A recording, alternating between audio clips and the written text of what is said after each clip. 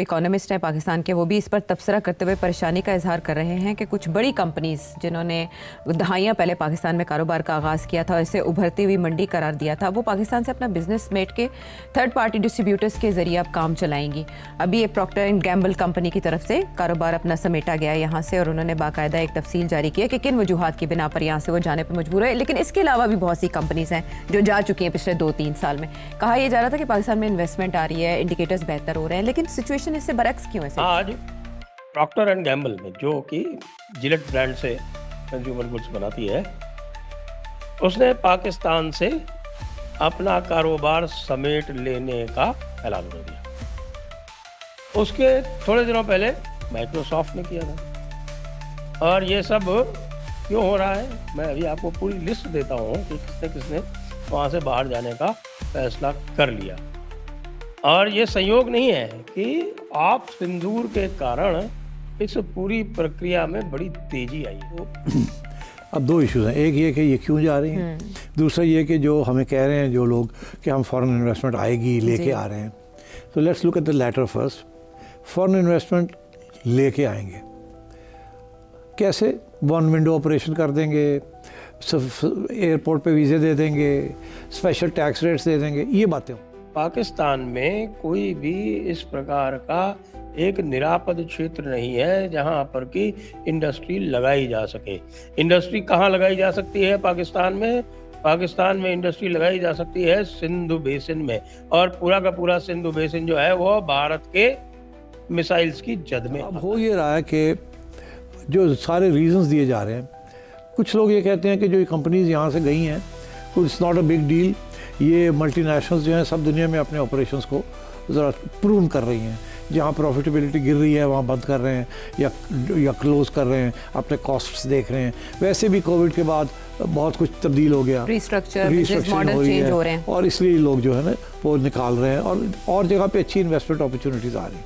तो ये बलूचिस्तान में कोई इंडस्ट्री लग नहीं सकती, पानी नहीं है।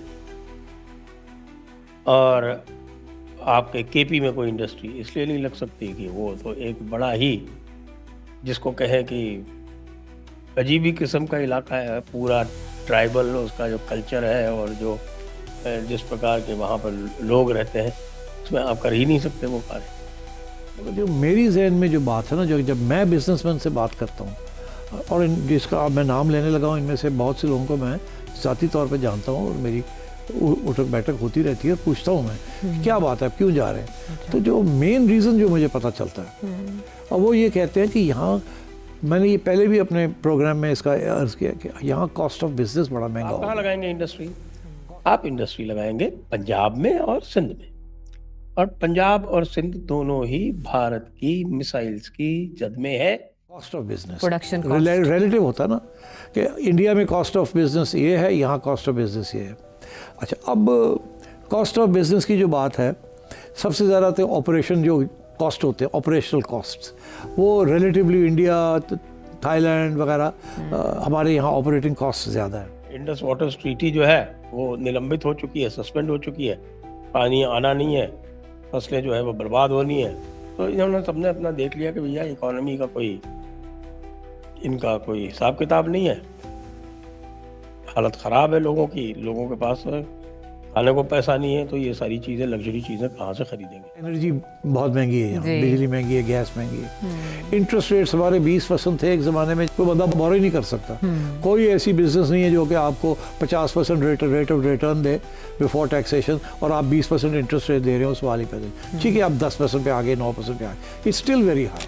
बहुत सारी चीज़ें जो है ये आपके, इनकी जो फौजी फाउंडेशन है ये बनाती है। फौजी फाउंडेशन के चक्कर में दूसरे लोग जो है वो, उनका जो बिजनेस है वो सफ़र करता है। Highest rate of interest in the west is about 4%, 3 to 5%, इससे ज़्यादा नहीं है। तो आपके अभी भी इंटरेस्ट रेट्स वेरी हाई।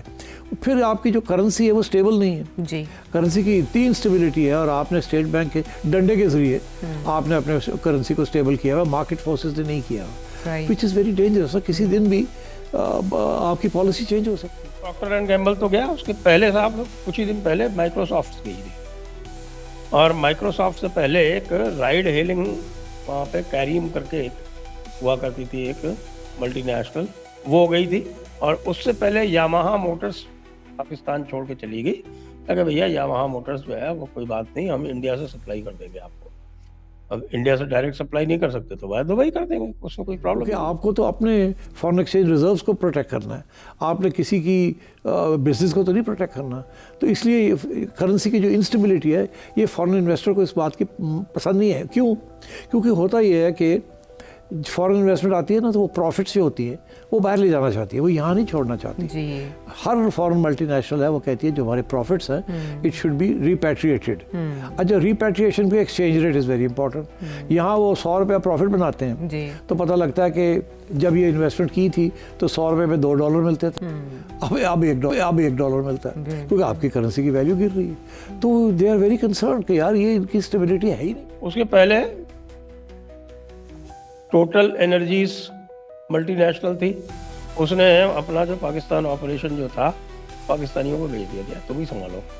उसके पहले फाइजर गई थी, फाइजर ने अपना जो कराची का जो मैन्युफैक्चरिंग प्लांट था वो उठा के लकी कोर इंडस्ट्रीज को मई 2024 में ही बेच दिया था, और अब वहाँ एक फाइजर की अभी भी है, वो अब इंपोर्ट करती है प्रोडक्ट्स, खुद कुछ नहीं बनाती। यूएई ले लें, यूएई के डॉलर दिरहम रेट जो है वो 10-20 साल से चेंज नहीं हुआ।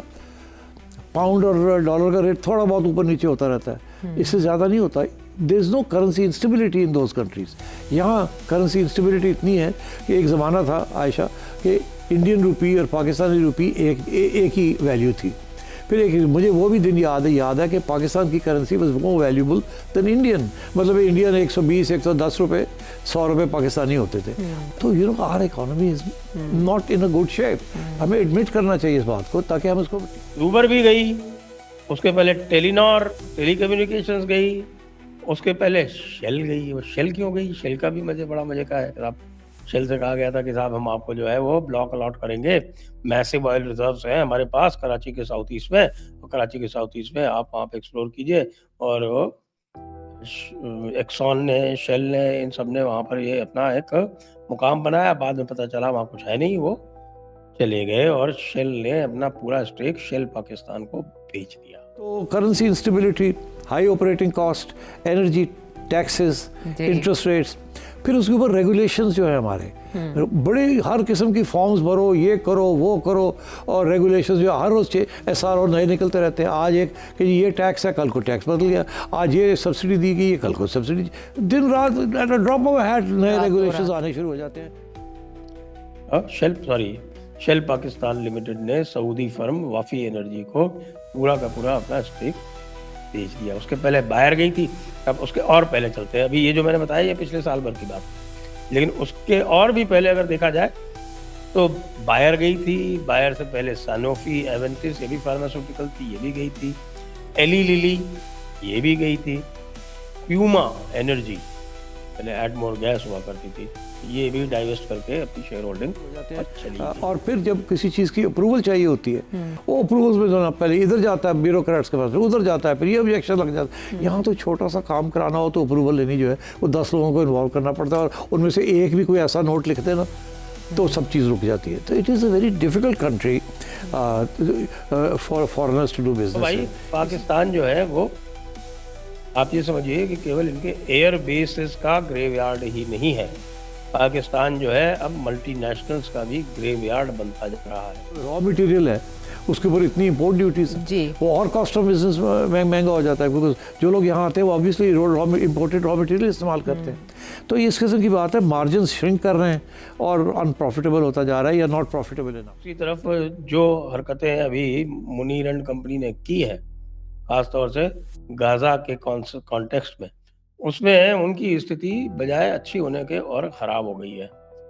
और ये भी बताया जाता है कि ट्रंप ने उनको मैसेज भिजवा दिया है कि तुम लोगों ने जो हरकत की है, यहाँ तो कह के गए कि हम सपोर्ट करते हैं और पीछे जाके तुम लोगों ने रिट्रैक्ट कर दिया, ये मैं टॉलरेट नहीं करूँगा और वक्त आने पर तुमको इसका अंजाम भुगतना पड़ेगा। वैसे भी ट्रंप को जो कुछ चाहिए था वो कोलैटरल के रूप में वो वसूल कर चुका है, वो अपनी क्रिप्टो कंपनी में रखवा चुका है।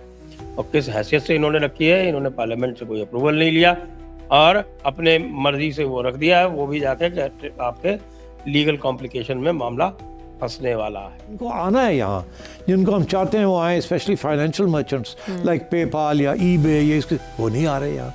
और हमारी बहुत सी इफेक्ट हो रहा है हमारी इंटरनेट बिजनेस या ऑनलाइन बिजनेस प्लेटफॉर्म्स, क्योंकि फाइनेंशियल नहीं है हमारे पास मर्चेंट्स जो कि हमारी फाइनेंशियल ट्रांजैक्शन करें। पेपाल कहता है स्टेट बैंक की ये ऐसी रिस्ट्रिक्शंस हैं कि हम कर ही नहीं सकते।